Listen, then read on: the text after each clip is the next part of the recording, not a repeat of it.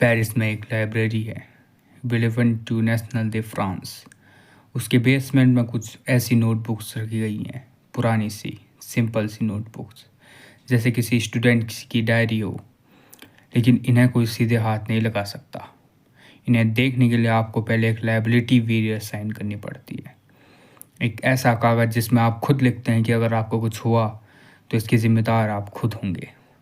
फिर आपको एक प्रोटेक्टिव गियर पहनना पड़ता है, क्योंकि ये नोटबुक आज भी रेडियो एक्टिव है और आज से 1500 साल तक रेडियो एक्टिव रहेगी। ये नोटबुक किसी और की नहीं, मैडम मैरी क्यूरी की हैं। और आज हम उनके एक रिसर्च पेपर को पढ़ेंगे, जिसने दुनिया को पहली बार बताया कि एटम के अंदर भी कुछ छुपा हो सकता है। साल था 1896। फ्रेंच फिजिसिस्ट हर्ने बर्कुले ने एक एक्सपेरिमेंट कर रहा था। उसने यूरेनियम को एक फोटोजेनिक प्लेट के पास रखा, अंधेरों में। सोचा था कुछ नहीं होगा, लेकिन प्लेट्स एक्सपोज हो गई। यूरेनियम से कोई इनविजिबल रेज निकल रही थी, बिना किसी बाहरी एनर्जी के, अपने आप स्पॉन्टेनियसली। बर्कुले ने ये बात को पेपर में पब्लिश किया और आगे बढ़ गया। ज़्यादा ध्यान नहीं दिया कि ये क्यों हो रहा है, किस तरीके से हो रहा है। लेकिन एक औरत थी, पोलैंड से आई हुई, जिसने इसको पढ़ा और उसकी आंखें चमक गई। उसका नाम था मैडम स्कोल्डास्को, बाद में जिसे दुनिया ने जाना मैरी क्यूरी के नाम से। मैरी का जन्म पोलैंड में हुआ था। उस समय पोलैंड में यूनिवर्सिटी में औरतों का पढ़ना इलीगल था, क्योंकि वहाँ का कल्चर इसे अच्छा नहीं मानता था। तो वो और उसकी बहन फ्लोटिंग यूनिवर्सिटी में पढ़ती थी, इलीगल नाइट स्कूल, जिससे क्लासेस अलग अलग जगह होती थी ताकि अथॉरिटीज़ पकड़े ना जा सके।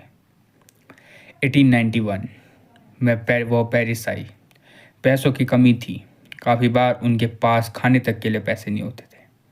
ठंडी में कोट नहीं था, फिर भी पढ़ना था। फिजिक्स और मैथमेटिक्स दोनों में डिग्री ली, दोनों में टॉप किया। फिर वो मिली पीरे क्यूरी, एक नोटेड फ्रेंच फिजिसिस्ट। दोनों की सोच और पैशन एक थी और 1895 में दोनों ने शादी कर ली। और फिर मैरी ने चूज़ किया अपनी पीएचडी का टॉपिक, बर्कुले की यूरेनियम रेज। किसी और ने ये टॉपिक को नहीं उठाया था, क्योंकि सबको लगता था कि ये कोई ज़्यादा इंटरेस्टिंग टॉपिक नहीं है। पर मैरी को पता था कि इसमें कुछ तो बात है। उसने देखा कि ये यूरेनियम से ज़्यादा रेडियो एक्टिव है। मतलब अगर इसमें से यूरेनियम को निकाल दें तो पिट्सब्लेंड में कुछ तो ऐसा बचेगा जो भी रेडियो एक्टिव है और जो यूरेनियम के साथ मिलके रेडियो एक्टिविटी को बढ़ा रहा है। तो यहाँ पीरे ने भी उसको ज्वाइन किया और जुलाई 1898 में पोलोनियम डिस्कवर हुआ। मैरी ने अपने देश पोलैंड के नाम पर रखा था, क्योंकि उस ज़माने में पॉलिटिकली पोलैंड को कोई देश माना ही नहीं जाता था। दिसंबर 1898 रेडियम की डिस्कवरी हुई। एक पेपर पब्लिश हुआ जिसका नाम था सुर उन वाले सब्सटेंसे फॉर्मेंटे रेडियो एक्टिव कंटेम्पटेड डास ला पिच प्लांटे।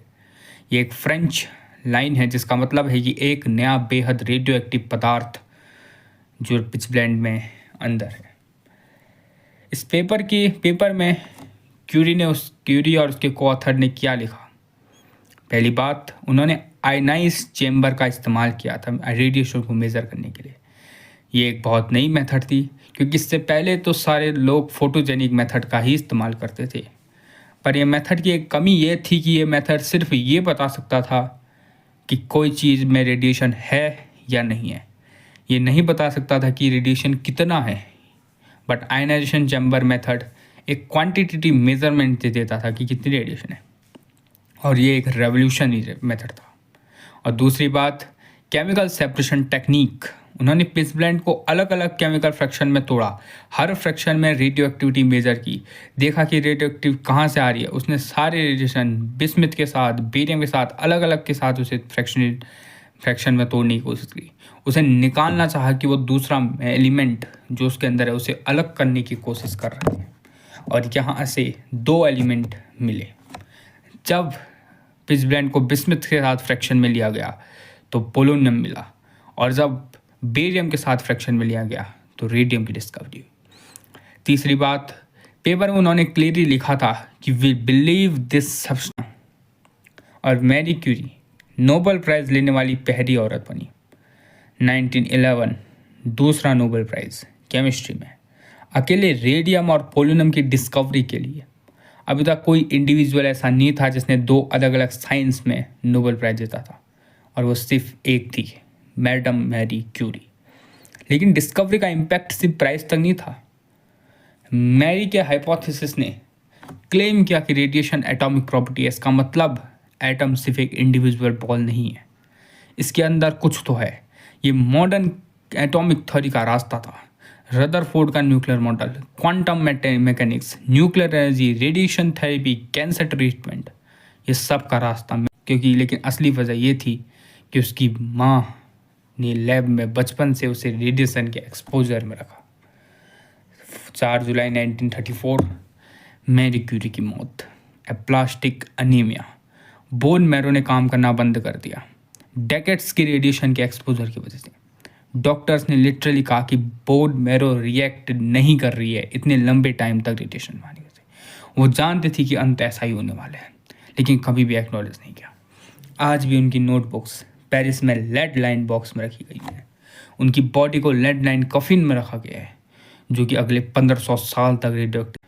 और एक चीज़ जो मुझे पर्सनली टच करती है इसी सारी स्टोरी में, एक औरत जिसे यूनिवर्सिटी में पढ़ने नहीं दिया गया, धक्के मार के अपने देश से निकाला गया, जिसने इलीगली स्कूल में पढ़ा, जिसके पास खाने के पैसे नहीं थे पेरिस में रहने के लिए, नोबेल प्राइज़ नॉमिनेशन ने भुला दिया गया, जिसने फिर भी किया कि और कितना किया कि हिस्ट्री चेंज हो गई। और ये सीरीज इन्हीं ऐसे ही साइंटिस्ट। और अगर आपको अच्छा लगा हो ये पेपर पढ़ के तो लाइक करें, शेयर करें उस दोस्त को जिसको साइंस में शौक है, और कमेंट करें कि अगला किस साइंटिस्ट के बारे में जानना चाहते हैं। ऐसी चीज़ के लिए सब्सक्राइब करें। मिलते हैं अगले लेक्चर में, अगली वीडियो में। मैं आपका दोस्त श्याम कापड़ी। जय हिंद, जय भारत।